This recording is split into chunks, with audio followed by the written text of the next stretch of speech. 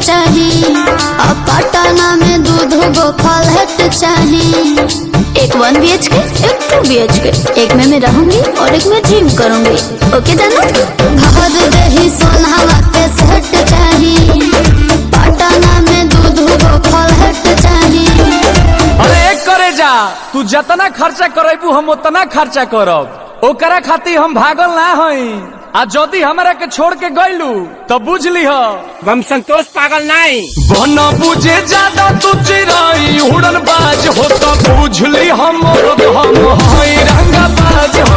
बुझ ली हम हई रंगा बाज हो। तू जानत हुआ कि हम ग्रेड ए पढ़ नहीं।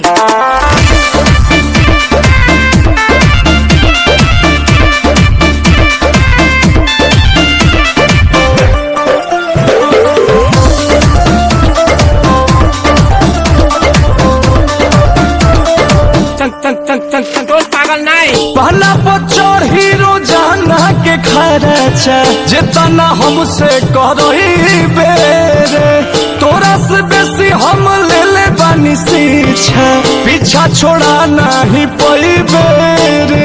अच्छा के प्यार में हिसाब ना करो, माहौल का रहब ना करो, बुझलो? अरे एक करे जा, जितना तोहरा से रात में बात कइले बानी न उतना केहू औरी खाती जागल ना है। लेकिन जदि तू हमार दिल तुरलू तो बुझ लीह हम संतोष पागल नहीं। बना बुझे ज्यादा तू चिराई उड़न बाज हो तो बुझ ली हम हई रंगा बाज हो। बुझ ली हम हई रंगा बाज हो। मारम ना एक फट की एको भाषा ना बोलबा कोनो विषय में। हई रंगा बाज हो, हई रंगा बाज हो।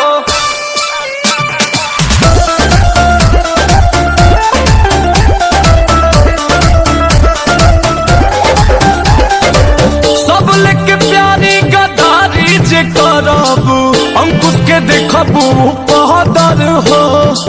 मन पुना बात औकात पे ले आ देव, लभ में हो जाला मर्डर हो। मारम ना एक फट में लगवा लो। आए कि लालू झूठे इंग्लिश पढ़बा